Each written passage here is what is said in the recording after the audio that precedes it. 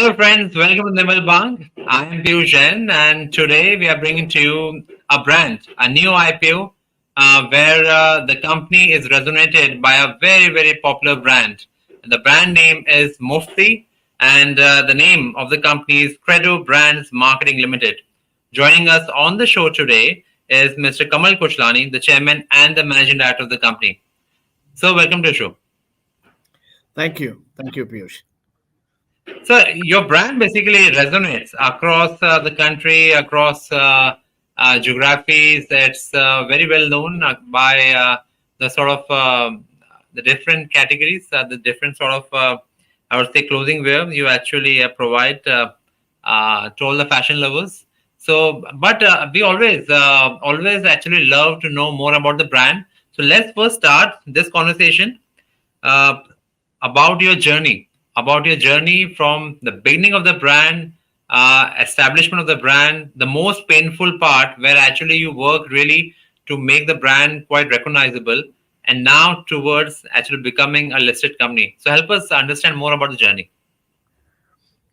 So, how much time do we have, Piyush? Because I'm sure it's going to be a long story, but let's try and compress it. I was just joking because it's a journey of 30 years. I'll try and compress it as much as possible. Launched the brand in 1998, Piyush, and the reason to launch the brand by this name Mufti is because at that time the kind of products that we made were very different from what was available in the market. Every 20-25 years, menswear goes through a very radical shift in fashion. So that was what was happening back then. Loose fitted clothes were in fashion prior to that, and slim fit, short shirts kept out, not tucked in, were coming into fashion. And we've come 25 years today, and life has come full circle, and loose clothes are slowly coming back. But Yeah. anyway, coming back to the name Mufti, it's actually a Hindi word used by all our armed forces whenever they're not in uniform. So typically the police would say that, sir, हमें कल red मारने जाना है, uniform में आना है, मुफ्ती में आना है. So technically, you and me both are in Mufti right now. So that's how we chose the name Mufti and gave it a tagline saying anything else is a uniform, because what we were trying to say is that what we make is very different compared to other brands. So we are the different, and the others are uniform. So that's That, how that, the that's quite an intelligent thought. Like yeah. it just resonates. Correct. So that's how we launched it as a concept, called it Mufti, and gave it a tagline. Anything else is uniform, as I said. So that's how the brand was launched. Slowly grew from there, rode the wave along with India, and the India story has been good. And it's the type of clothes that we have been making ever since the beginning. I mean, we are a brand that is providing clothing that is casual, creative, and expressive and bold. It's for the contemporary Indian man who wants to stand out with his clothes and express his personality, and not somebody who wants to blend into the crowd. So that's typically the tribe that we have been attracted over the past so many years. So starting from there is where we began the journey, and we have been doing that over the last 25 years now. It happens to be our 25th anniversary as well in the year in which we're launching the IPO for the brand. So we continue to redefine clothing for men even today, available across 1,807 retail touchpoints across 591 cities pan India. Right, and the interesting part is you're asset light, right? So you don't have any manufacturing facility, not no sort of heavy assets on the balance sheet. How it is? So, right, ever since the beginning, we've always focused on our core competence, which has been design and branding and retailing now. So that's what we've always focused on, and you know, outsourced our production whenever we wanted. So we are asset light both at the front end as well as back end.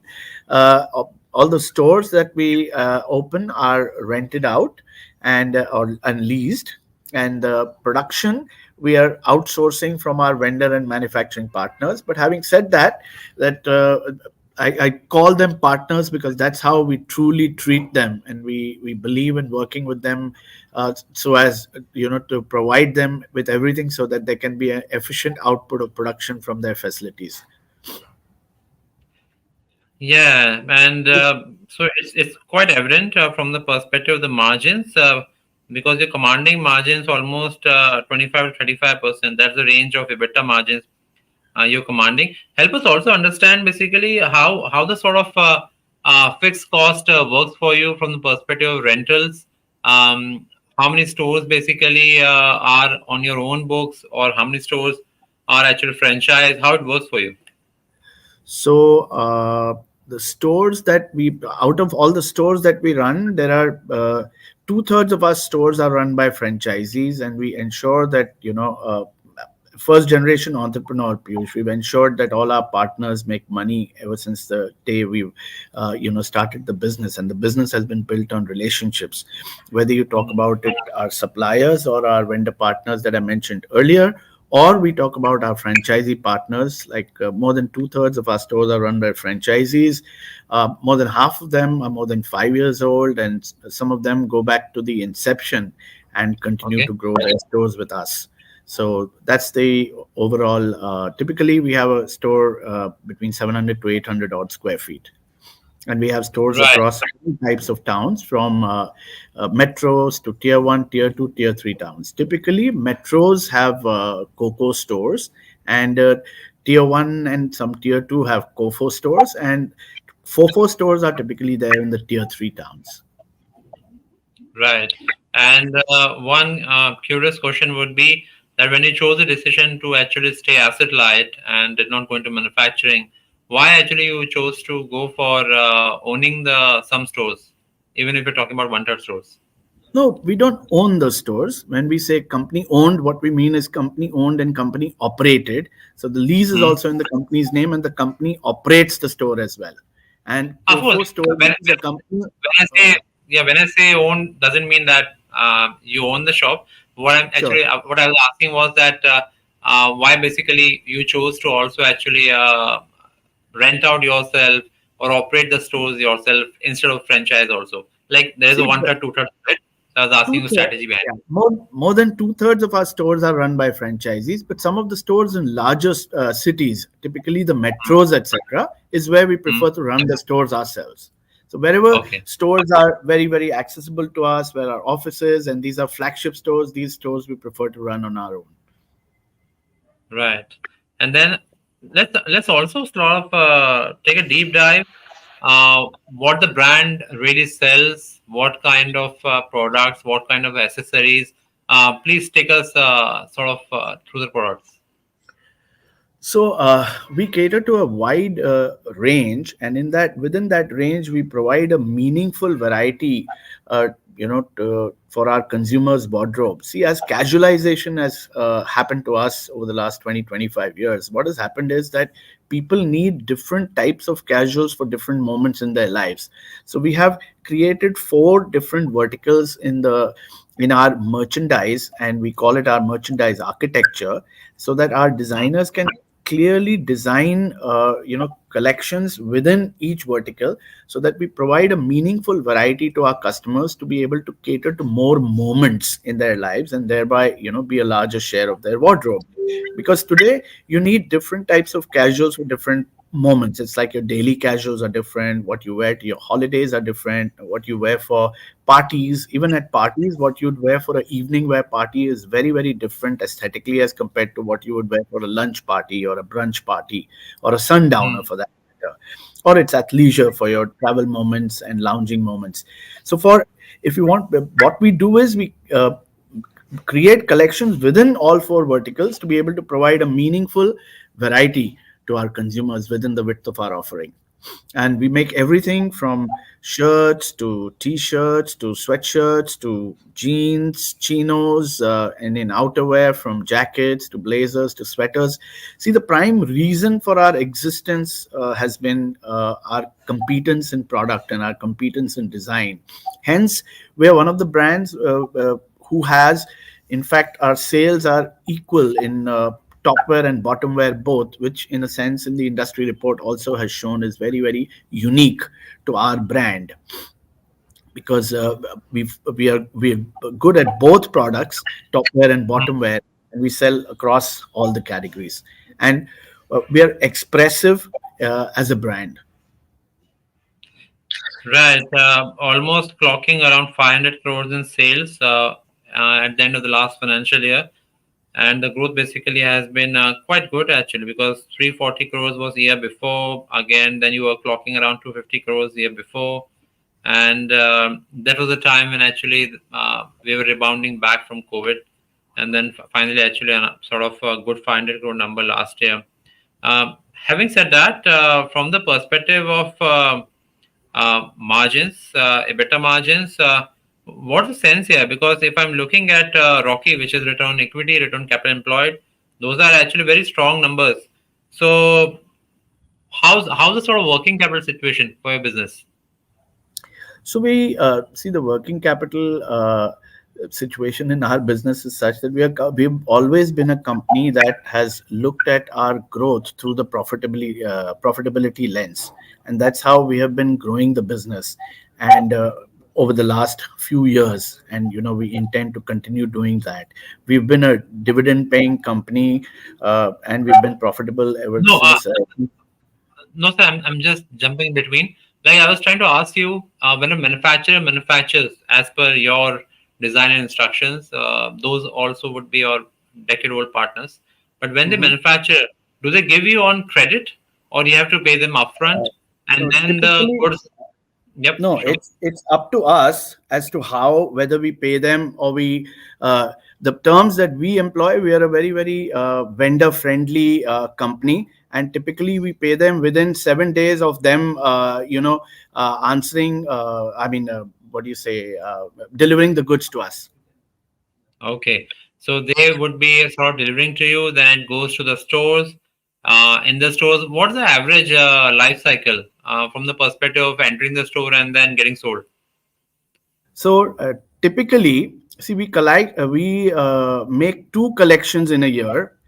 For autumn winter is one, and spring summer is one. That's the kind of seasons we see in India. But having said that, within each collection, we split it up into five different hits, and for that we have freshness coming in every month. For which Okay. we create the collections in a manner in which that uh, in every month there is freshness coming into our stores. Okay. Yeah. And suppose it's a franchisee owned store, do they also pay you advance when the goods come into their stores, or they pay you after it gets sold?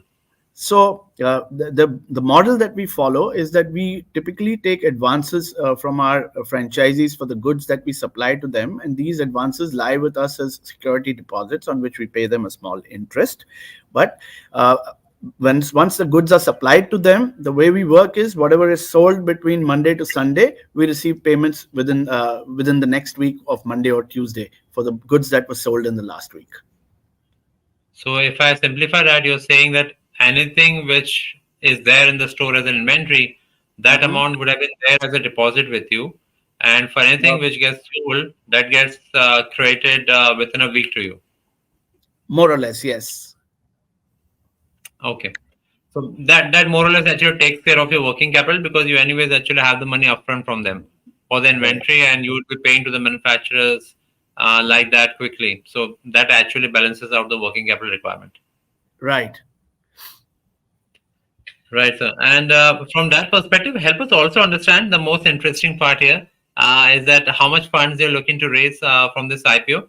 And So I understand truly it has been a 25 years of journey. So the promoters, you, promoter family, they deserve to actually cash out some part of it. But why you're not raising funds for the company? I think that is something which I think the investors would like to know. like I said, Piyush, the company has been generating enough cash to provide for the growth that the company is doing, and at the Sure. same time, it's been a company that's been paying dividends. And we have some angel investors in the company who have been with us for 17, 18 years now. So they wanted to exit, and it's been a right time. So the issue is being done to provide them an exit, and Them and also to exit. complete the size of the issue, even the promoter family has participated to some extent. However, uh, post the issue, we would be holding roughly 54 odd percent as the Makes sense. promoter. Makes sense because no way is better way than actually getting listed in the market that actually provides brand image, liquidity, everything. Absolutely. So perhaps that is Absolutely. something which is a good way here. Also, Absolutely. one query sort of would be, and that would be from the perspective of what's the next stage of growth for the company from here. Like, and also another way is that is the company exporting anything for now? Perhaps that pointer would be interesting. And second is where actually now from here actually you can grow from the perspective of volume growth or how the next 1,000 crore milestone could come. Give us some sense around that. See, typically what we have been doing, I mean, we are not exporting anything. We have seen enough headroom for growth within, the menswear space, the men's The large casual wear, Indian market. yeah, that Hmm. we are catering to. And India has shown enough of an appetite for expanding into newer cities and newer geographies within India, which are emerging markets within India, which is an emerging market itself. So we have been opening, like in this year, we have, in the first 6 months, we've opened 31 new stores, and last year we had opened 52 new stores. So Hmm. this is something we've been consistently doing in the past, and there is some kind of healthy rate of growth that we have been seeing across our stores, and that is exactly what we intend to continue doing going forward. We will demonstrate what we have been doing earlier in the past. We just intend to continue doing what we've been doing, Piyush. Sure.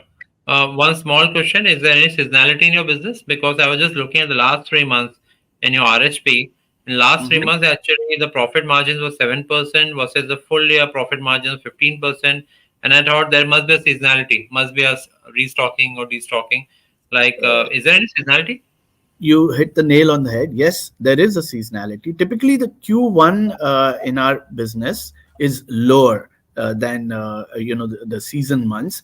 So what happens during this month? The fixed expenses remain the same, and however, the revenue is lower. So the profit is what it is. But by the end of the year, it normalizes. Then I would believe that your what second quarter, third quarter, they might be the busiest quarters. So second quarter is the season quarter, yes, and third quarter is also the season. But so second and fourth typically are the higher revenue. Quarters. Okay, okay. Because you might be selling upfront and then it would be getting actually sold off the stores later. Correct. When when do you recognize revenue, sir? Like, is it when you release it to the stores or when it actually gets billed out of the store? Uh, so in the stores that we run on our own, the Coco stores, it is recognized when it is billed at the store, and the Right.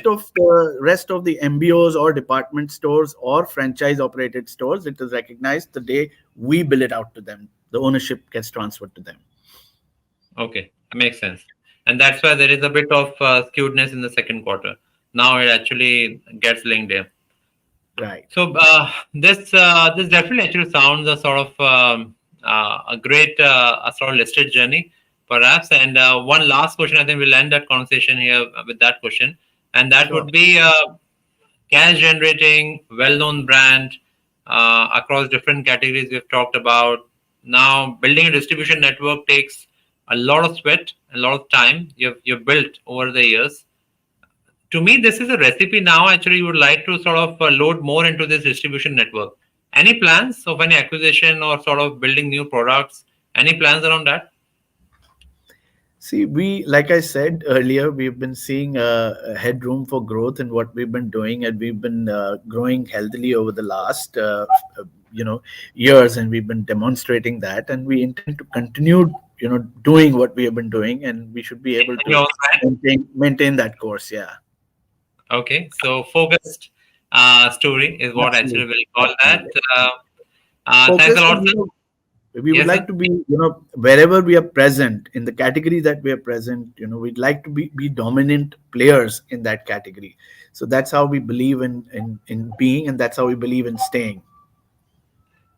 Well, that definitely sounds good. A lot of actually stocks where actually premiums have been awarded is primarily because of very, very focused capital employed and thereby returns on capital employed. So all the best wishes to you for that journey from our side, from our views, and we hope that this IPO is a very successful IPO for you. Thank you. Thank you so much. Thank you. And Thanks. dear viewers, that was the Mufti brand for you, the new IPO. Hope you enjoyed this conversation. For now, it's a wrap.